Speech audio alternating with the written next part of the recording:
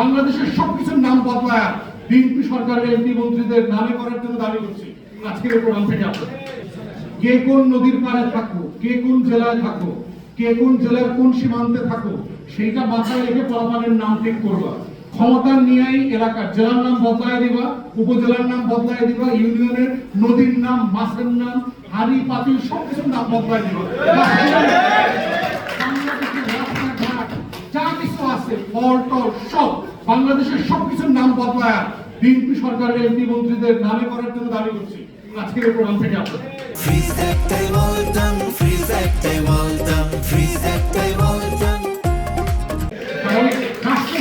আপনারা তারা ইউনিয়ন ছেলের নামে দিয়ে দিতেছে, এলাকার নাম ছেলের বাপের নামে দিতেছে। তার কিন্তু একটা বউ আছে, মেয়ে আছে। আমরা দাবি করতেছি মাননীয় মন্ত্রী, বউর নামে জেলার নাম করা হোক, মেয়ের নামে আরেকটা উপজেলার নাম করা হোক। এই হচ্ছে সোনার বাংলা, আমার বাপের দেশ। এই বাপের দেশ করতে গিয়ে কিন্তু আওয়ামী লীগের শেখ হাসিনার পতন হয়েছে।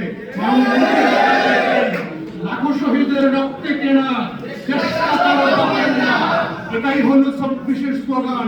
দেশটা বাপের বানানোর চেষ্টা করবেন না, দেশটা যাদের তাদের হাতে দেশটা বুঝিয়ে দেন। এই একই মন্ত্রীর ছেলে বিনা ভোটে বিএনপির বাবার দোয়া ক্রিকেট বোর্ডের সদস্য পর্যন্ত পরিচালক হয়েছে। ২৪ ঘন্টা পরে আমার রিজাইন করছে। সে বুঝতে পারছে এত কাজ দায়িত্ব পালন করে বাবার ব্যবসা দেখা যাবে না। অতএব এই যে নেপো কিডসদের হাতে, সোনার বাংলার এই বনেদি পরিবারের হাতে, ছেলে মেয়েদের হাতে বাংলাদেশ বিক্রি করে দিচ্ছে। আর তোমরা যদি সেই রাষ্ট্রের হিসাব বুঝে না নাও, সেই বাংলাদেশ তোমাদের হবে না।